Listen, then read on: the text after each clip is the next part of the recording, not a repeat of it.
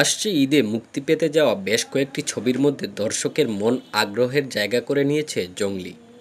ছবিটিতে ঢাকাই চিত্রনায়িকা শবনম বুবলির সঙ্গে জুটি বেঁধেছেন সময়ের জনপ্রিয় চিত্রনায়ক সিয়াম আহমেদ। সদ্যই মুক্তি পেয়েছে ছবিটির নতুন গান বন্দু গো শুনো, যেখানে জমে উঠেছে শ্যাম বুবলির রোমান্স। তবে গানটির পেছনে হাত রয়েছে বেশ কিছু নামী শিল্পীর।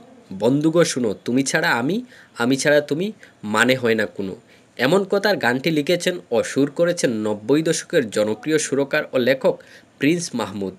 বলা বাহুল্য, এই শিল্পী ৯০-এর দশক থেকে শ্রোতাদের মন জয় করে নিয়েছেন। সম্প্রতি প্রিন্স মাহমুদ সহ এ গানের সঙ্গে কাজ করা সকল শিল্পীদের উপর কৃতজ্ঞতা প্রকাশ করে ফেসবুকে একটি পোস্ট দেন সিয়াম আহমেদ। নায়ক জানালেন, বন্দু গো শুনো গানটিতে থাকা সকলেই ৯০ দশক প্রজন্মের। এর ফলে গানটিতে একটা 90s ভাইব আছে বলে মত তার। সেই পোস্টে সহশিল্পী বুবলিকে নিয়ে শুরুতে বলেন, আমি আর বুবলি দুইজনেই 90s কিড। আবার জঙ্গলি সিনেমায় কাজ করা বেশিরভাগ মানুষই 90s কিড। 90s-এর ওই সময়টা আমরা চাইলেও ভুলতে পারি না।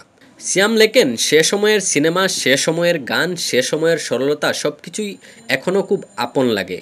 সে সময়কে যিনি ধারণ করেন, সে সময়কে যিনি রিপ্রেজেন্ট করেন, সেই প্রিন্স মাহমুদকে যখন আমরা আমাদের সিনেমার গানের জন্য পাই, তখন আমরাই তাকে আবদার করি 90s-এর মতো সহজিয়া কথা ও সরল সুরের একটা ভালোবাসার গান আমরা করতে চাই। সেখান থেকেই প্রিন্স ভাই আমাদের উপহার দিলেন বন্দু গো শুনো গানটি।